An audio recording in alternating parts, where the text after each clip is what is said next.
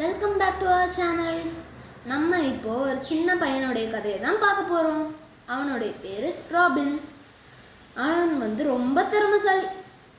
ஆனால் அவன்கிட்ட ஒரே ஒரு குறை இருந்து, அது என்னன்னா கோவப்படுறது. இதே மாதிரி அவன் வளர்ந்து போயிட்டே இருக்கும்போது அவனுடைய கோவப்படுற தன்மை கூடிக்கிட்டே போயிட்டு இருந்து.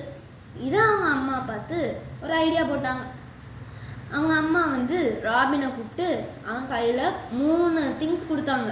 ஒன்று என்னதுன்னா சுத்தியல், இன்னொன்று ஒரு பை நிறைய ஆணி, இன்னொரு ஒரு மரப்பலகை.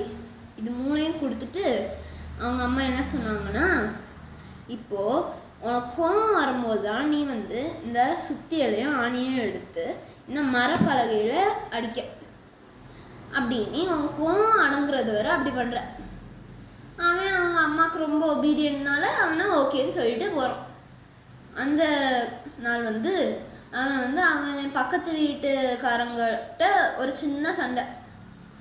அப்போ அவனுக்கு அவங்க அம்மா சொன்னது ஞாபகம் வருது. அதனால அவன் அப்படி பண்ணுறான்.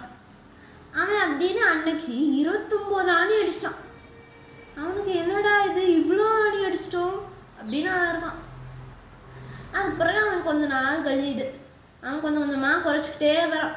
அதுக்கு பிறகு ஒரு நாள் அவங்க அம்மாட்ட அவன் சொல்கிறான் பெருமையாக, நான் இன்னைக்கு ஒரு ஆணி கூட அடிக்கலை.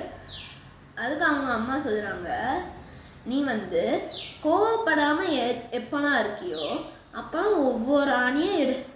அதுக்கு அவன் ஓகேன்னு சொல்லி ஒவ்வொரு ஆணியும் எடுக்கான். அப்படின்னு கொஞ்ச நாள் போகுது.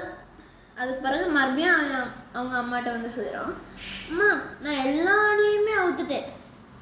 அதுக்கு அவங்க அம்மா அந்த மரப்பலகையை கொண்டு வர சொல்கிறாங்க. அவனும் அப்படி கொண்டு வரான். இப்போ பாரு, இது என்ன ஓட்டை இருக்கிறது தெரியுதா?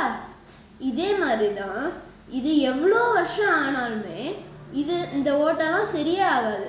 இதே மாதிரி நீ மற்றவங்களெல்லாம் கோவப்பட்டு ஏசிடுவேன். அதை உனக்கு கோவனால கண்ட்ரோல் பண்ண முடியாமல் சும்மா ஏசிடுவேன். அது அவங்க இருதயத்தில் காயத்தை உருவாக்கிடும். நீ என்னதான் சாரி மன்னிச்சிருங்கன்னு கேட்டாலும் அவங்க ஒரு வேலை மன்னிக்கலாம், ஆனால் அந்த காயம் சரியாகாது. அதனால நம்ம கோவப்படக்கூடாது. இந்த கதையிலேருந்து நம்ம என்ன புரிஞ்சுக்கிறோம் ஃப்ரெண்ட்ஸ்?